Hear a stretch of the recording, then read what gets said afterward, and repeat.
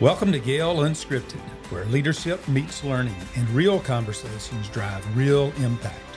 I'm Ben Wiggins, Executive Director of GAEL. Join us as we go beyond the headlines with Georgia's top education leaders. Let's elevate the conversation.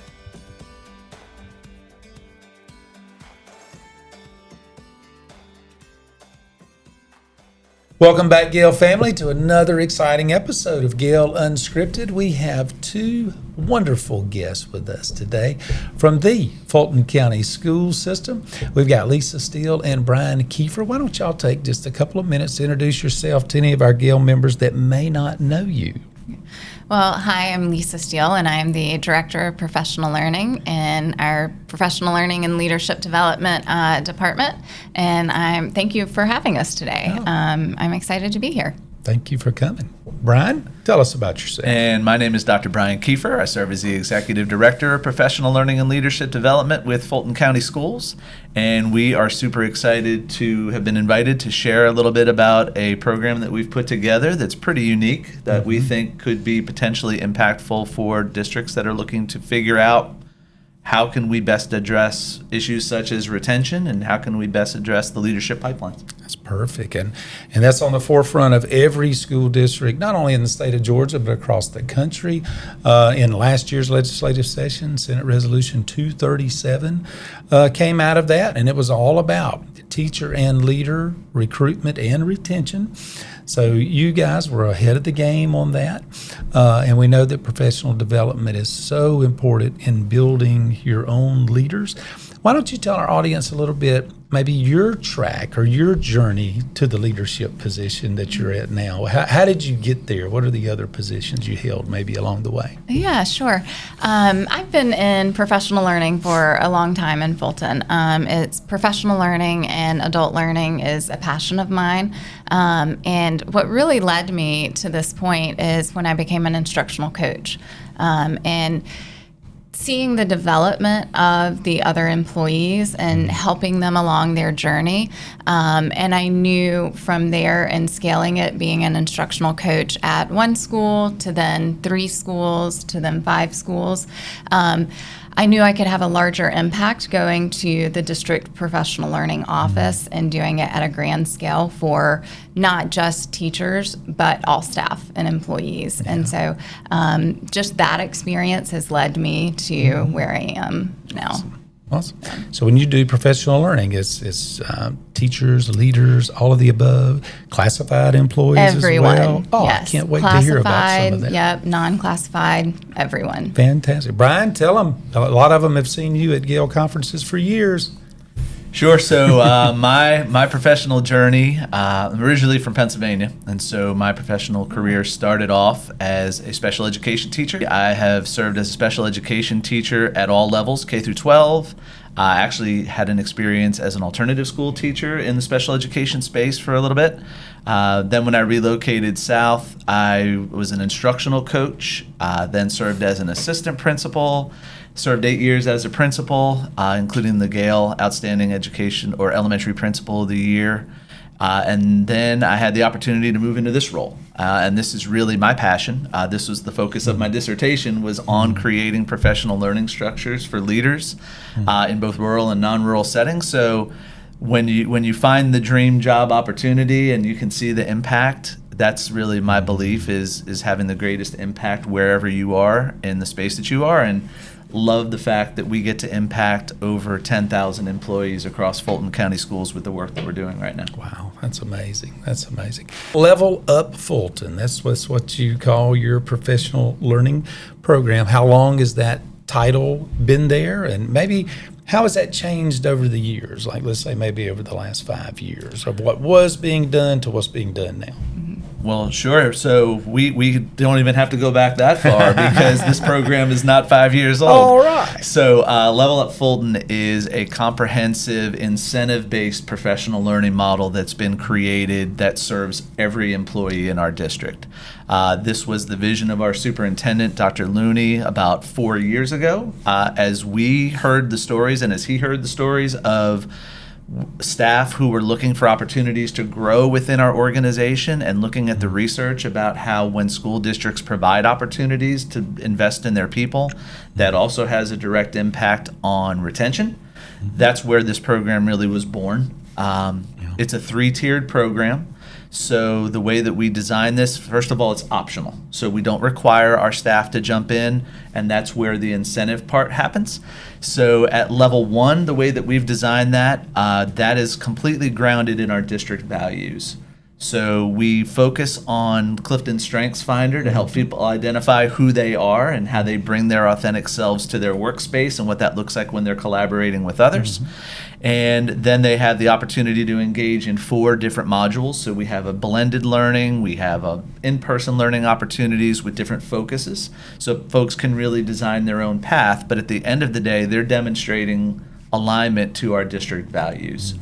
At level 2, which then level 1 completion unlocks level 2, that's where we provide learning that is differentiated based on the role. So in that level 1 course, you may have a zone superintendent with a principal, with a bus driver, with a custodian, with a principal, all in the same learning space because it's about the values of the district. At level 2 is where you really get differentiated based on your role. So folks go through a problem of practice based on their current space. We try to make the learning meaningful in that space for them. They complete a portfolio assessment, so it's not just check the box I attended. You actually have to demonstrate application of the learning in your space. And then that unlocks level 3. So level 3 is where we go deeper into building leadership capacity across all divisions. And so we give folks 3 different options that they can choose at level 3. The first option they can choose is to be upskilled on how to become an executive coach. So we give that learning, folks demonstrate by following the path of executive coaching that at the completion of that, they can then coach in their own space. So if I'm a bus driver, I've now been upskilled to executive coach new bus drivers on how to do the work. The same way that an assistant principal might choose to not follow the path of growing and becoming a principal, they can then serve as coaches for our assistant principals that are either early career or need a little extra support. So the executive coaching is path 1. Path 2 that they can travel at level 3 is maybe they fell in love with professional learning. So we will upskill them on teaching them what does it look like to both design and deliver professional learning at high standards. So upon completion of their path, they can then come back and serve as the designers and the builders and the deliverers of professional learning across our entire district. And then the third path they can travel is actually taking our leadership development programming and shifting that over into Level Up. So our current leadership development programming under our Fulton Leadership Academy includes programs such as our Aspiring Principals program, our Aspiring Assistant Principals program, our Aspiring Instructional Coaches program, and our Aspiring Non-Instructional Leaders program to serve those folks that are not in the instructional role, but still need that ability to lead in the work and in the space where they are. So we're really trying to develop internal leadership and giving folks the path forward.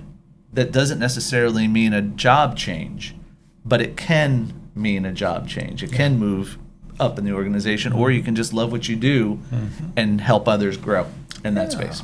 So, well, Lisa, you mentioned that a part of the professional learning program is classified employees, and Brian just touched on that.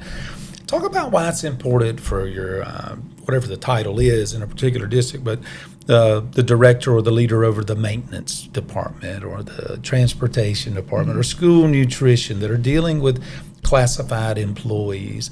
Why is it so important for you all in the Fulton County school system to make sure that you're providing those leaders with good, strong leadership coaching and opportunities so that they can lead those departments? How did that come about? Yeah, great question. One thing that we found is we were saying we were offering professional learning for all employees, but oftentimes the offerings can be random offerings and just a splattering of things that may or may not connect to them. And so this really helped us to create that relevant opportunities in learning that really are meaningful to them in their roles. And so I think that kind of bringing the structure and clarity to seeing that path and growth. Oftentimes you get to a point in your career where you're seen as the leader, or you're in a very specialized position like a maintenance worker, and you don't think that they need any further training and development, but we all need that training. And so this provides that for them and gives that structure and clarity to professional learning versus just going into a catalog of offerings and saying, let me see, it's hit or miss if there's something there for me or not. Yeah. So many times in leadership positions, we were really good at our job, whatever that job was. And then all of a sudden we become a leader, and no one really teaches us how to lead. So I think it's just a great thing that you're doing to make sure that you're doing a comprehensive leadership program for everyone in your district. Organizations are always changing, and so we have to keep learning. And so if we just stop, then we're not continuing to grow along with the organization. So that was important. Yeah. Yesterday at our GAEL board meeting, we were talking about, the younger generation that very quickly, within 5 years, will be 80% of our GAEL membership. But how they think differently, their expectations are different. What they want out of professional organizations and professional development is different, and how it's important for us, just like for a school district, to stay relevant with what they're wanting. And the changes in leadership jobs are coming so fast and furious. How are y'all handling that in Fulton County? People, for the most part, aren't becoming an elementary principal and staying in that seat for 10, 12, 15 years and retiring. There's a lot of movement within the district. The superintendent positions get a lot of attention for the turnover, but it's happening in every leadership position. So is that all part of the plan for your leadership program, is you're trying to take care of that and prepare for all of those upcoming positions? For sure. And that is our big idea, is if you're keeping your people because you're investing in your people and you're showing them that we're creating for you and making clear paths forward for you, then you're not having to go outside your own district to find your next set of leaders. You are building the bench internally, and you have folks that aren't necessarily having to go through an aspiring leaders program through that leadership development pipeline space. You're actually upskilling a variety of leaders. So you're upskilling folks to become coaches of others, because maybe that next position isn't for them. But we also, at the same time, are developing a deep, deep bench, knowing that we have a significant portion of our staff that are in that upper quadrant of getting close to retirement. And so when you also look at the front end and you look at the decrease in the amount of kids that are choosing the education pathway coming out of high school, going into those college spaces, the best recruitment strategy is a retention strategy. And that's where this is different, and that's really the focus of what we're trying to do. Yeah. I think sometimes we forget how costly it is when we have that turnover between the recruitment, especially if we're bringing in people from the outside. It's a lot. It is time consuming, and it's always impressive when you see school districts that are building their bench and have a plan. So that's fantastic. What problems that school districts across the state face do you think Level Up Fulton helps solve? Creating these pathways for employees and seeing that there's something else for me, whatever that may be. Again, keeping that relevance to the work and growth. And that's in research, one of the reasons that people leave is because they don't see anything for them and they don't see that pathway. And so that's one of the big pieces and things that this solves for. It really feeds into them. I think one of the successful things about it is that it's built with the employees. And we do a lot of focus grouping with employees to hear what are the needs of your job and your role. And so hearing that really helps with we're solving for feeding into you and pouring into you. And what would you add, Brian? Well, and I think what people in general are looking for is connection. They're looking for connection to their district. They're looking for connection to the values of their district.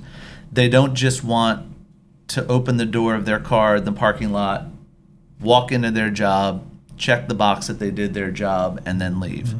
What we're establishing is a connection to the broader goals and vision of our district by creating something that at the entry level, at that level 1, ensures that you walk away grounded in the values of who we are as a district. And then you're being able to move forward and find that differentiation piece, because if you feel that, then you are going to stay where you are as opposed to trying to find it somewhere else. Yeah, that's true. What is a normal leadership development program? You mentioned you had one for instructional leaders or instructional coaches. Is that a one-year program? Do they meet monthly? Is it after hours? Do you give them professional leave during the day? What does that timeline look like for a typical leadership development program or cohort? So one of the programs we have is Aspiring Coaches Program, and it's a year-long program, and it's portfolio based as well. And another component of it is really having that job embedded practice. So they're going in and they're learning about the coaching cycle, and then they're going in and practicing the coaching cycle, and then getting that feedback from our team, and then going back and practicing again. And so really having that competency-based, on-the-job performance, on-the-job practicing, and keeping that portfolio all along the way, so that then when it comes time to go for a job position and interviews, they have their portfolio to show they've had practice and experience at this.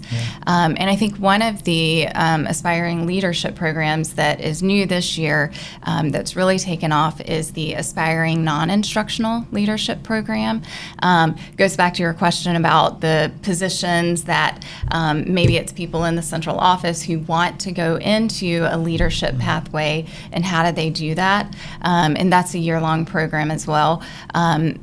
Typically, most of the programs we have are competency-driven and portfolio-based. So there's a lot of on-the-job application and practice and getting feedback from our team. Our team divides the participants into smaller groups to give that more one-on-one feedback with a coach champion.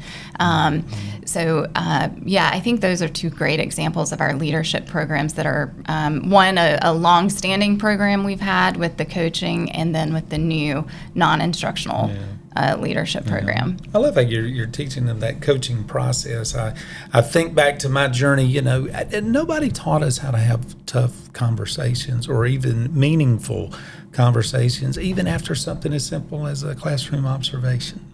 I can remember as an assistant principal, I had no clue what kind of conversation to have with a teacher. I was intimidated of what to say or what to ask, and so I think that is a change in today's world, that I think we do a much better job in education of teaching our leaders how to have those meaningful conversations and provide meaningful feedback. And that's why we also created that pathway of the professional coaching to the level 3, because that's one of the greatest impacts on retention, is having a coach and having that person there along the way. And so what about those positions who have never been afforded a coach before? And so if we can train our own employees up to be really good professional coaches, that's going to have a huge impact on our retention. Yeah. So maybe that's going to answer this question, but what are some of the current outcomes that you all are seeing as a part of this Level Up Fulton? Is that one of the outcomes? Are you seeing an improvement in retention? We got some numbers here. Right. Well, you don't do it if you don't know the impact, right? That's right. And so there are several data points that we lean really into when it comes to this. The first of which is our overall district retention rate, because you want to see where you were when you started and where you are now. And we have seen an overall district retention rate of an increase from 75% 3 years ago to right now we're sitting at 89%, which is pretty significant in a short period of time. And we're really excited about when this year's data comes through, because if the number of contracts that we offered and the number of contracts that were signed for the upcoming school year hold true, then that number is going to rise significantly from 89% again. Nice. So we're excited about that. We're excited about what we're seeing differently from our principal retention rate. We all know the incredible impact that having a principal in place over a long period of time and the value that that has on student outcomes. 3 years ago, we were at a turnover rate of about 18% of our principals, which is the average for urban school districts. This past year, we dropped that number to 5%. Wow. So when you're talking about 102 schools and you're only turning 5 principals, and several of those were just because of retirement, Yeah. and you already have a significant bench because of what you built through your Aspiring Leaders program, we're really seeing incredible outcomes. Now, is this the silver bullet? Is this the only reason why? Of course, there are multiple factors at play.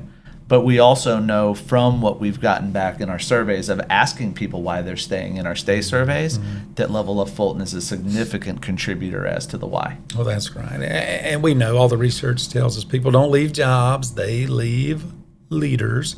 So whether it's at the district level, and I would even argue maybe even more important at that school level, those teachers stay based on that principle, that leadership, those assistant principals, and the environment that's created there. And one of the impacts we've seen also is just the level of engagement in professional learning.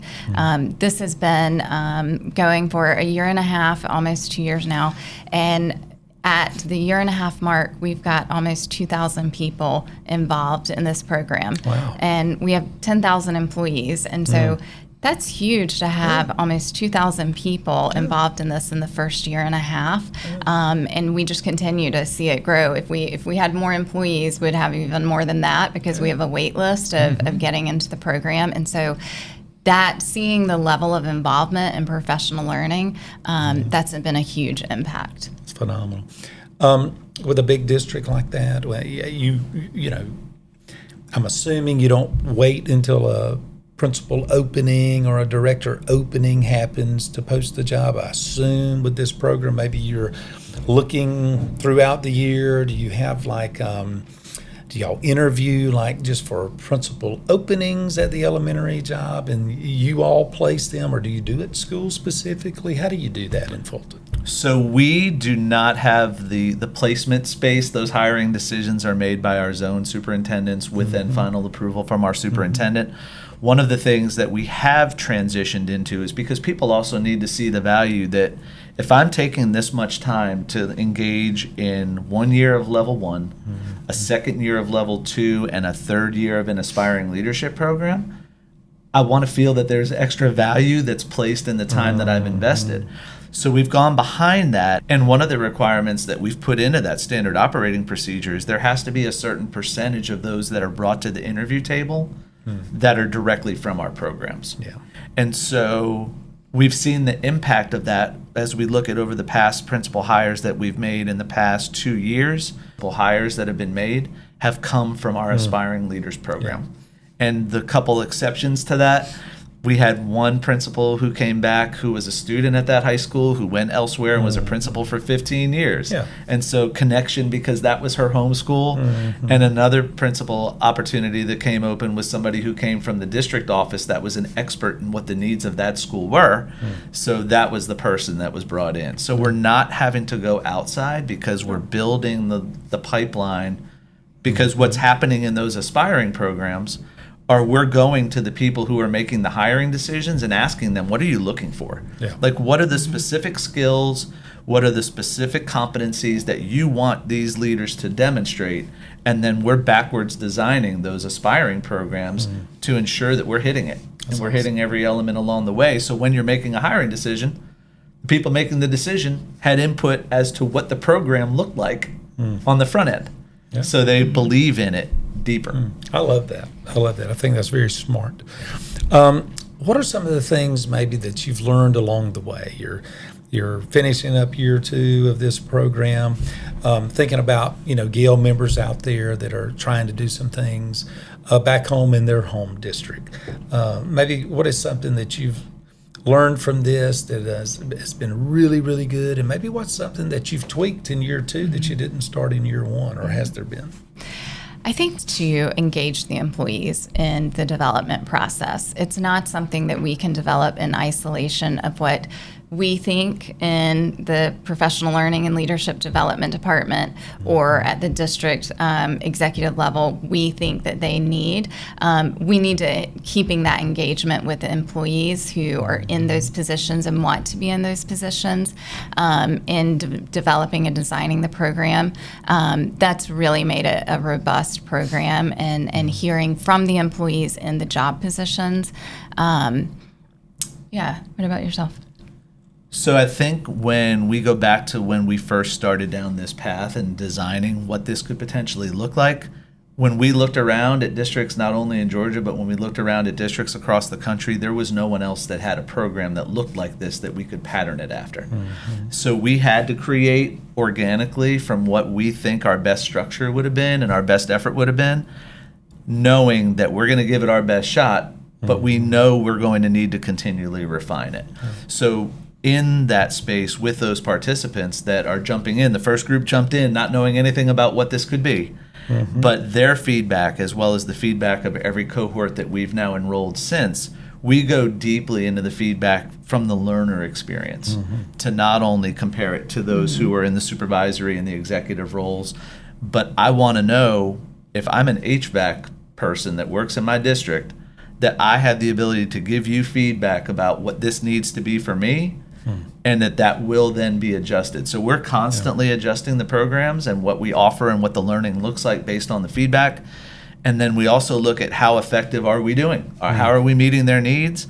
And across the board on a 5-point scale, our participants are rating us between 4.85 and 4.95 consistently in the courses that we're offering. So that's telling us that it hits, and it's impacting the folks that we designed it to impact. And then you also look at the space of, well, then how is that translating to student outcomes? Because if we're growing the capacity of every one of our staff members to do their job at a high level, and we then are giving them the space to go forth and do, because they're demonstrating they can go forth and do through the portfolio assessments, then how is that actually impacting kids? And when we look at what our district data was this past year, we've seen the highest graduation rate that we've ever seen. We've seen incredible outcomes when it comes to milestones results. We're seeing increased results in SAT scores. So at the end of the day, you design it for the adults for the intention of impacting the kids. And that's the end game. And we're starting to now see more and more end results, which is our end user, which are our students. And I think one thing, when you don't often think of this when you're designing professional learning and programs like this, the marketing of it. Market your programs when you think about what would you advise other districts to do. When you have a great program like this, make sure they know that that program exists. You really heavily market that and go out and talk with people about where it came from. Why did we develop this? What is it going to do for you? How is it going to help you just in your everyday job skills and upskilling your own personal and professional self, and also provide you with a growth path. So I think that's a big thing I'd recommend for other districts to think about, really marketing your program and getting the word out there. I think it's fascinating the things you're talking about here. I would think that young educators that are looking for a school district to begin their career, that's important to them to hear something like that, to see that path. I was talking to a superintendent just last week, and she said, we don't have any type of in-house professional learning development like that, very small. And they're having a really hard time. Talk to those smaller districts that maybe they're watching this and they're going, well, I hear you, Lisa and Brian, but we're a small district. We don't have a professional learning department. We can't do all the things that you do. But talk to them a little bit about what they could do on a smaller scale to replicate some of the things that you are doing and why you think that's so important. Utilize your internal experts. in your district. You may not have a professional learning department, but you do have a lot of people in those positions with great expertise, and pull them in and utilize them and their experiences and their knowledge to help you build this program.